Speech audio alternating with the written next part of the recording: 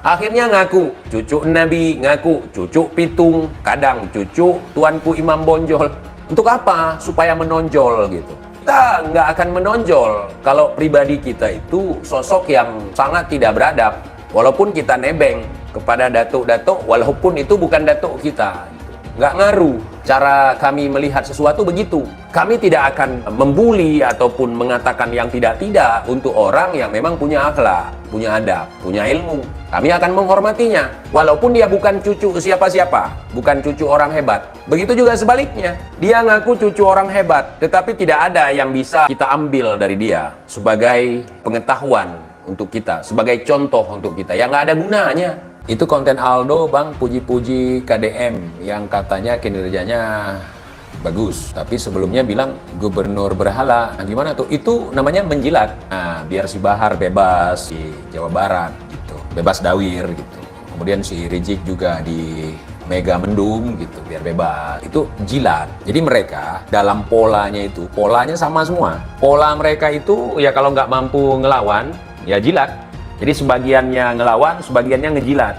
Jadi ada dua kubu di situ. Memang dari kelompok yang sama. Misalnya dari FPKI ini, yang satu ngejilat, yang satu ngebantai. Si pihak yang menang ini berkuasa, maka nanti ada penjilat-penjilatnya yang bisa membantu si pihak yang melawan. Level hari proklamasi, katanya itu berkah daripada Habib Alwi Kuita. Namanya Habib Ali bin Abdurrahman Kuita, bahkan diusulkan 2018 sebagai calon pahlawan nasional. Kemarin sudah terbukti dari KTLF dari Belanda bahwa dia adalah antek Belanda. Dapatnya pun lebih hebat daripada Utsman bin Yahya. Kalau Utsman bin Yahya dapatnya penangnya itu cuma satu, Habib Ali bin Abdurrahman Kuita dapatnya dua, dan ini bisa dikonfirmasi di Leiden Library yang ada di internet. Masuk bapak-bapak, kiai-kiai ke perpustakaan Leiden yang ada di internet, kemudian klik digital collection, tulis Ali bin Abdurrahman Al-Habsyi Kuita, muncul itu fotonya dengan dua bintang penghargaan dari Ratu Belanda. Itu 2018 mereka ingin sudah bahwa dari mereka ada yang jadi pahlawan nasional, ditolak sama Departemen Sosial, Kementerian Sosial. Jadi bagi saya, setelah saya melihat bagaimana ngamuk-ngamuknya para habaib, bagaimana caci makinya para habaib, bagaimana cara para habaib membantah tesis Kiai Imad, saya menyimpulkan kalau saya nggak percaya sama Habib. Satu pun belum ada Habib yang bantah tesis Kiai Imad dengan ilmiah, dengan ilmu, dengan bijaksana, dengan lemah lembut, dengan keilmuan, dengan dalil. Kiai Imad satu persatu, ini dalilnya, ini dalilnya, ini dalilnya, ini dalilnya.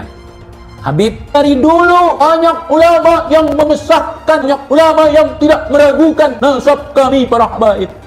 Hari ini entah dari mana ada manusia yang ingin membatalkan, meragukan nasab kami. Bukan meragukan, justru Kiai Imad itu mengatakan terputus akal.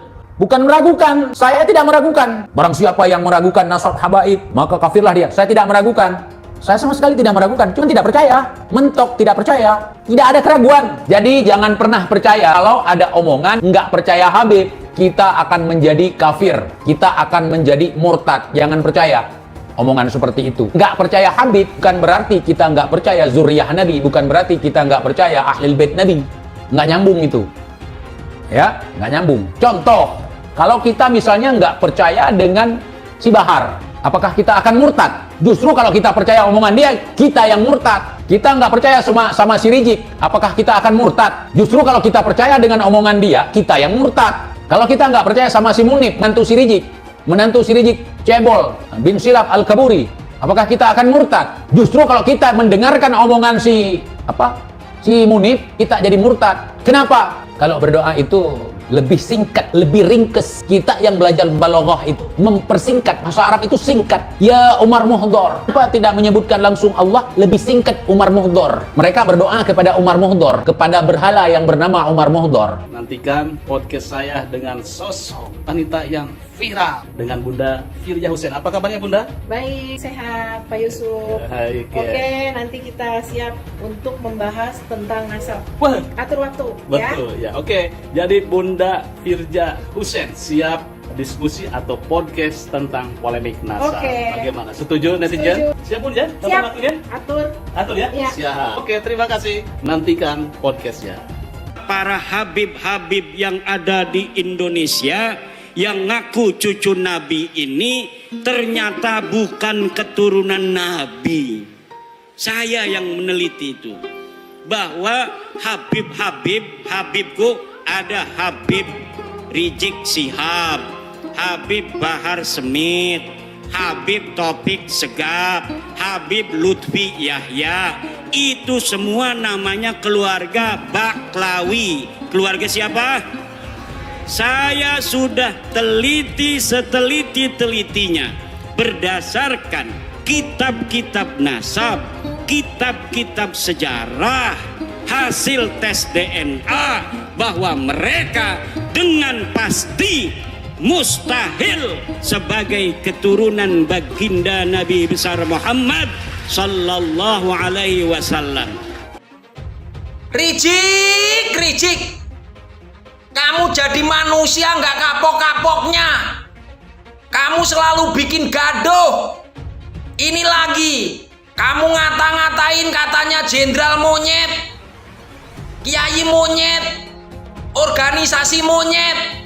Hai Rizik, ingat, kamu itu anak keturunan warga imigran dari Yaman. Jangan bikin gaduh di republik ini, Rizik. Ingat, jangan kau pikir pribumi takut dengan kamu. Nggak takut. Kesabaran ada batasnya. Hai Rizik, saatnya pribumi bangkit. Kami lawan kau, Rizik. Mengutuk keras statement Rizik yang mengatakan monyet-monyet kepada warga pribumi dan para jenderal, serta menabuh genderang perang melawan pribumi. Kami masyarakat tidak takut dan siap melayani tantangan Rizik kapanpun dan dimanapun tempatnya. Kami menolak kehadiran Habib. Kami masyarakat memohon kepada penegak aparat hukum untuk menindak tegas pernyataan Rizik yang berpotensi memecah belah dan mengadu domba sesama anak pribumi. Demikian pernyataan kami untuk merespon mulut kotor Rizik Sihab.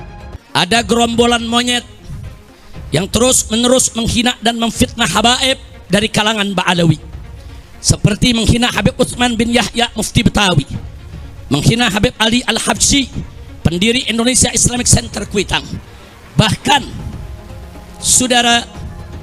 Bahkan mereka menghina para imam habaib seperti Imam Ahmad bin Isa Al-Muhajir dan Imam Ubaidillah, juga Imam Al-Haddad dan lain-lain. Gerombolan monyet tersebut secara terang-terangan menjadi begal nasab yang mengobok-ngobok nasab Ba'alwi yang suci.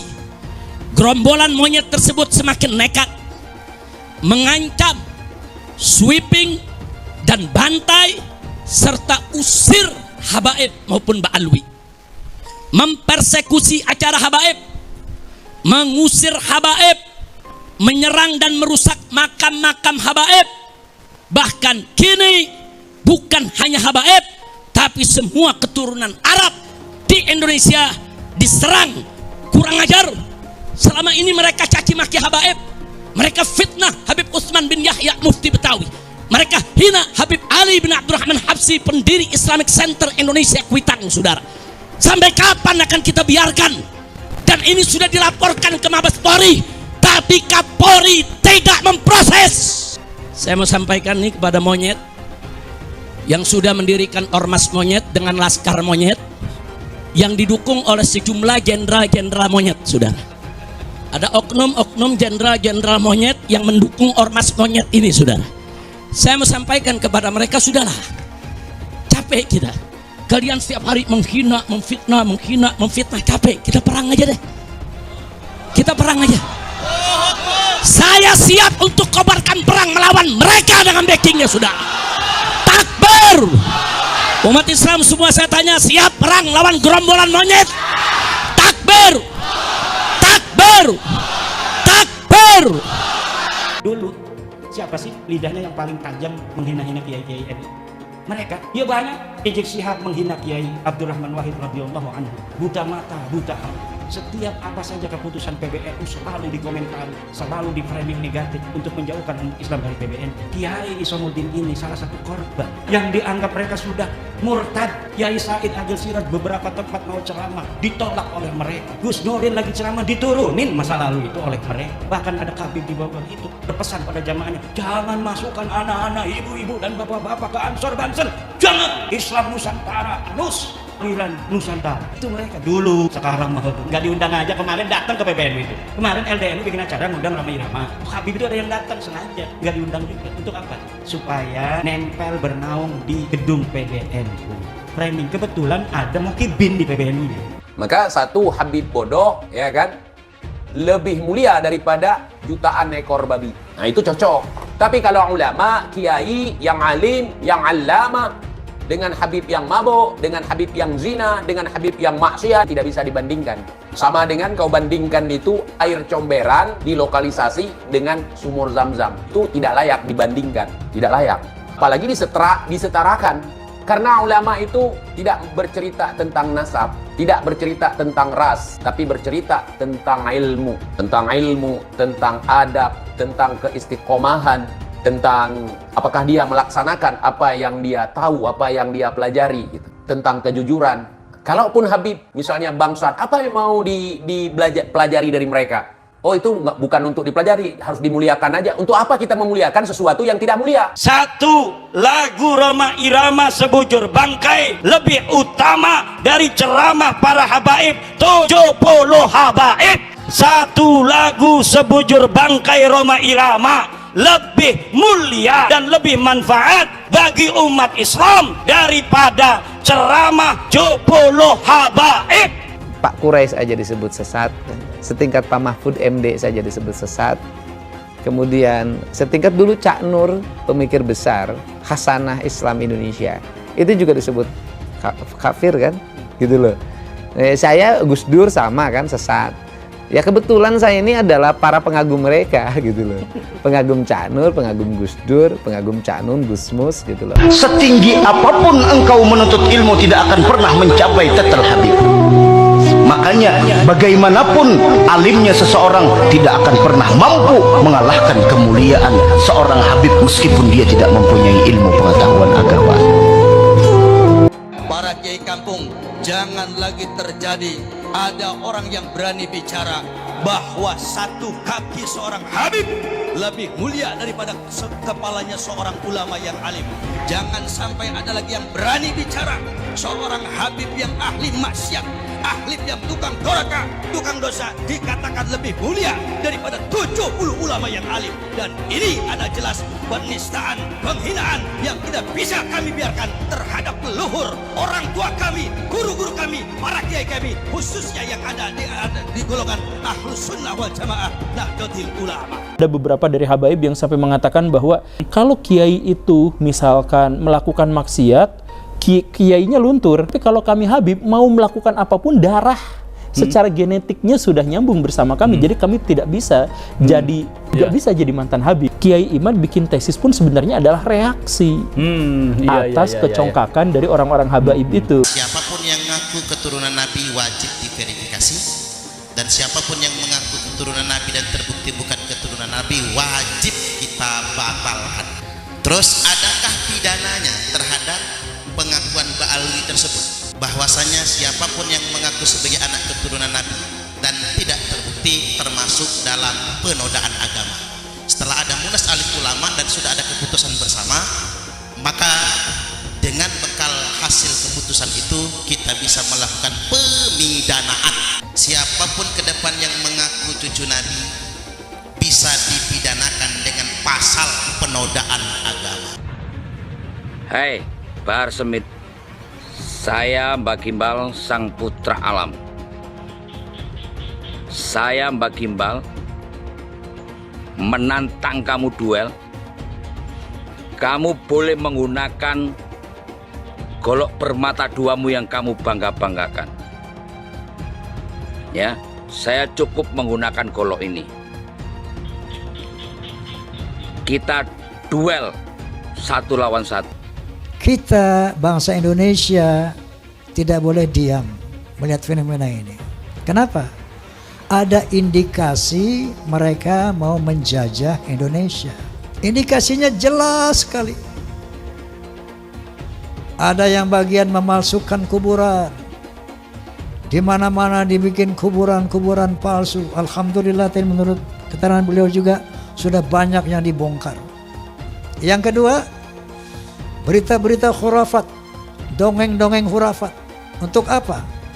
Ini yang namanya Ba'alawi leluhurnya luar biasa, bisa hijrah Mi'raj 70 kali, bisa memadamkan api neraka yang nggak pakai akal.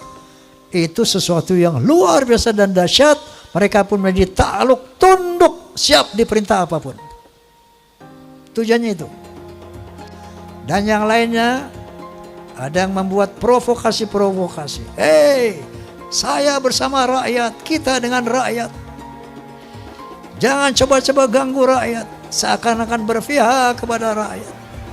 Dia mengadu domba kita pribumi, sementara mereka akan memetik hasilnya. Saya sebagai putra Indonesia, was-was, ngeri, dan waspada. Ini ternyata doktrin-doktrin ini tidak sembarangan. Klaim-klaim mereka sebagai keturunan Nabi ternyata ada tujuan-tujuan untuk menguasai Indonesia. Perlu ana luruskan, dan Robito juga harus tahu. Robito berpegang teguh kepada Thariqah Ba'alawi. Silahkan buka kitab Manhajus Sawi. Itu Manhajus Sawi, kitab Thariqah Ba'alawi. Di situ kan Syabil Hasan As-Sindi ketika beliau ditanya, arifun jahilun afdal min sab'ina alim, atau satu syarif yang bodoh itu lebih utama daripada 70 orang yang alim. Itu yang berkata Syabil Hasan As-Sindi. Tuh. Jadi harus tahu, jangan ente pikir itu omongan anak, bukan. Syabil Hasan As-Sindi, silakan buka kitab. Lama menolak Habib, nanti lama-lama menolak Islam. UAS ketika percaya bahwa Habib itu cucu Nabi, minimal dia punya dalilnya. Dalilnya mana UAS? Bahwa Habib itu cucu Nabi. Saya menantang UAS untuk memberikan dalil. Hei Imaduddin Usman, ini dalil Habib cucu Nabi. Ini sahih. Selama ini tidak ada. UAS jadi mukibin silahkan saja. Tapi jangan bodohi jamaahnya. Kenapa Ustaz Abdul Somad tidak mengikuti Al-Quran? Al-Quran melarang kita untuk mengikuti sesuatu tanpa dalil. Tapi Ustaz Abdul Somad kemudian jamaahnya diminta oleh dia agar mengikuti bahwa Habib itu adalah cucu Nabi tanpa ada dalil. Yang jelas adalah apa yang dikatakan oleh UAS, bahwa tidak percaya kepada nasab habaib itu sama dengan tidak percaya pada Islam, itu tidak ilmiah, tidak berdasarkan ilmu pengetahuan, dan membawa jamaahnya kepada taklid buta yang dilarang oleh agama Islam. Pak Habib Bahar yang sangat kontroversial itu kakinya diciumin oleh santri-santri yang ngantri jalan bebek. Sakit hati ketika melihat ada orang keturunan Yaman kemudian disujudi, diciumi kakinya oleh orang-orang pribumi pesek. Bayangkan kemudian ada ulama-ulama Nusantara yang harus cium tangan, cium kaki terhadap Habib-Habib yang berjejer duduk di sofa dengan begitu megahnya. Mereka marah, mereka sakit hati karena apa? Karena ada orang sujud di depan orang lain atas nama keturunan Nabi. Ada Habib yang mengatakan, bangsa ini bisa menjadi bangsa yang kuat, yang teguh, tidak kena bencana dan sebagainya karena mencintai para habaib. Para habaib, kan beliau Habib, Pak Novel Al-Idrus. Kemudian dikatakan, siapa yang berani mengkritik, mengkoreksi Habib, maka dia seperti iblis. Orang yang mengklaim sebagai keturunan Nabi tiba-tiba mengatakan kalau ada orang yang mengkoreksi habaib, maka mereka itu adalah iblis atau serupa dengan iblis. Pak Novel Al-Idrus. Sorbannya kiai-kiai itu derajatnya ada di bawah kaki dari Habib. Bahkan ketika Habib itu penzina, tukang narkoba, tukang mabok, Habib terbodoh itu 70 kali lipat lebih mulia daripada kiai-kiai. Satu orang Habib yang bodoh lebih mulia daripada 70 kiai orang Jawa. Tuhan ngomong nggak benar itu. Habib walaupun zina, walaupun minum arak, pasti masuk surga. Walhasil mereka ini menganggap diri mereka super. Kiai-kiai Jawa ini yang bukan Habib di bawah mereka. Ini orang yang mengaku keturunannya ini mulutnya kotor banget. Padahal ngakunya keturunannya Nabi Muhammad. Yang mengaku keturunannya mulutnya kotor, caci maki sana sini. Habib bodoh itu masih lebih utama daripada orang yang berilmu. Kenapa kaki Habib yang maksiat, yang nakal, yang kotor dibandingkan kepala kiai yang pakai sorban masih lebih mulia? Kenapa kaki Habib yang maksiat tersebut? Satu kaki Habib itu lebih tinggi, lebih mulia dari 70 kepala kiai, kan gitu. Itu kan penghinaan betul. Kalau orang tidak terhina dengan ini, saya kira tidak, rasa kebangsaannya rendah. Karena itu dinyatakan, harusnya ditegur lah. Habib itu meskipun mabuk, berzina, itu jangan dimarahi. Karena kalau Habib itu pasti masuk surga. Nah, yang begitu itu membodohi bangsa Indonesia. Jangan membuat kasta-kasta di dalam keberagaman, yang satu lebih mulia, yang satu berhak masuk surga, yang satu masuk neraka, itu tidak boleh. Saya ini tidak tahu ya sejak kapan munculnya Habib ini sebagai kelas sosial yang tinggi gitu ya, melakukan diskriminasi, dan orang yang didiskriminasi tidak terima itu bisa mengadukan ke pengadilan. Bisa. Itu pelanggaran, itu tindakan melanggar hukum. Menganggap satu ras, satu suku lebih rendah dari kelompok lain. Habib gila kok, kalau turun Nabi gila sekalipun tidak apa-apa itu masuk surga, kan gitu. Kalau kayak Indonesia tuh apa? Kamu kan kalau tidak ada Habib, kamu nyembah batu kan? Masa iya begitu? Bahwa berdasarkan sejarah nasab, berdasarkan tes DNA, berdasarkan ilmu filologi, bahwa kaum Balawi saudara kita tidak terbukti sebagai keturunan Nabi SAW. Namun dengan demikian, mari kita tetap rekat ukhuwah Islamiyah, karena Allah Subhanahu wa taala berfirman, wa'tasimu bihablillahi jami'an wa la tafarraqu. Amin. Saya katakan saya mendukung Rhoma Irama untuk mengklarifikasi soal Habib ini. Karena saya terganggu dan tersinggung terhadap perkembangan ini sesudah saya melihat tiap mau tidur saya lihat YouTube pertengkaran Rhoma Irama, Imaduddin, Gus Abbas dengan para habaib itu luar biasa, menimbulkan pro kontra. Lalu saya lihat apa sih masalahnya? Kalau saya sendiri pribadi, mau Habib itu turunan Nabi atau tidak, kalau salah ya kita koreksi, tidak apa-apa. Tetapi yang lebih dari itu, kemudian ternyata muncul klaim-klaim bahwa Republik Indonesia itu ada karena Habib.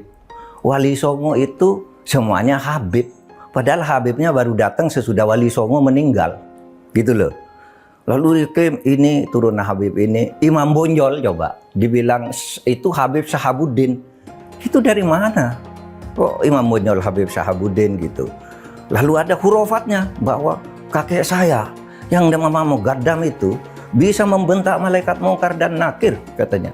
Mengklaim-klaim begitu, dan orang yang tidak tahu, orang awam banyak yang percaya karena ini Habib yang ngomong, Habib benar. Lalu rasa cinta saya kepada negara ini menjadi luntur. Seakan-akan ini karena Habib. Di situ saya tersinggung. Rasa cinta tanah air saya, kebanggaan kepada leluhur saya sendiri itu bangkit. Apalagi kemudian ada pemalsuan kuburan-kuburan tuh ya, nama kuburan biasa dibangun menjadi ini Habib ini, padahal tidak jelas siapanya. Kalau Habib itu lebih tinggi dari kiai, dan itu semua ada, Mas. Ngomong itu bukan hanya ngomong begitu, itu bukan hanya katanya-katanya, karena ketika Rhoma Irama berbicara itu, lalu ada seorang Habib muda dengan Rhoma Irama, kamu bohong, tunjukkan Habibnya siapa yang katakan gitu. Sudah, itu bukan Rhoma Irama yang membuktikan. Netizen ini Habib ini tanggal sekian bilang ini dengar. Ini Habib ini sampai 7. Seorang anak Habib yang artinya adalah keturunan Nabi Muhammad, walau bermabuk-mabukan, berzina, mencuri, berjudi, tetap akan jadi ahli surga, akan masuk surga. Apakah seorang Habib itu punya posisi istimewa dalam umat Islam? Apakah Habib sedemikian istimewa sehingga dia bebas dari kesalahan dan dosa? Itu adalah substansi yang sering dibicarakan dalam pembicaraan soal Islam. Misalnya ada Habib yang menyatakan, ada darah Nabi di tubuhku. Jika kau menyakitiku, kau juga menyakiti Rasul. Atau ada juga yang menyatakan, satu Habib bodoh lebih baik dari 70 kiai yang alim. Atau ada yang bilang, kaki Habib lebih mulia daripada kepala kiai. Buat saya ini sangat mengherankan. Mengapa Bahar harus marah-marah? Tapi bukan hanya Bahar yang marah-marah. Habib lain yang ngomel adalah Rizik Syihab. Tapi kalau dipikir-pikir, barangkali juga kemarahan mereka ini adalah ekspresi ketidaknyamanan mereka akhir-akhir ini terhadap banyaknya keraguan tentang posisi kehabiban di Indonesia. Beberapa tahun terakhir ini memang meluas pertanyaan-pertanyaan yang diajukan tentang apakah Habib itu memang sebuah posisi yang layak dihormati. Bahkan ada studi ilmiah yang menunjukkan bahwa para Habib di Indonesia hampir pasti bukanlah keturunan Nabi Muhammad. Sangat mungkin ini semua mengganggu kenyamanan mereka. Habib itu tidaklah sakral dan dapat dihukum Tuhan karena ia berdosa. Yang menentukan posisi seseorang adalah ketakwaannya, bukan kehabibannya. Jadi Habib yang ada di Indonesia semuanya palsu katanya. Silakan dijawab tapi ilmiah. Silakan imam itu dijawab tapi ilmiah, jangan marah-marah, jangan. Ayo ilmiah, tunjukkan kalau Habib kita ini betul, benar. Tunjukkan kebenarannya dengan data fakta. DNA, bila perlu DNA lah, DNA. Jangan lupa, umat Islam di jagat raya salatnya tidak akan diterima oleh Allah Subhanahu wa taala kalau tidak mau mendoakan Habib. Umat Islam mulai gaya, mulai mengkoreksi Habibnya, mulai mengkoreksi ulama-ulama dari anak cucu Nabi Muhammad SAW. Orang yang seperti itu mirip dengan iblis. Satu Habib, walaupun Habibnya jahlun, maksudnya bodoh kata Iwan, itu ukurannya perbandingannya amat 70 kiai yang alim. Kami adalah majikan kalian, kami adalah pemilik bangsa, kami adalah pemilik kedaulatan Indonesia. Hai semua, nama saya Jonas Leong. Saya adalah investor saham, forex, dan juga kripto. Channel ini banyak membahas tentang berita terkini, edukasi finansial, investasi, dan lainnya. Jangan lupa subscribe channel ini kalau kamu suka dengan konten yang serupa. Follow juga sosial media lainnya yang saya taruh link di kolom deskripsi. Di sana kalian bisa dapatkan konten yang berbeda. Saya juga punya Telegram channel yang isinya berfokus kepada trading dan juga investasi. Itu Telegramnya gratis. Oke, kita lanjut ke videonya.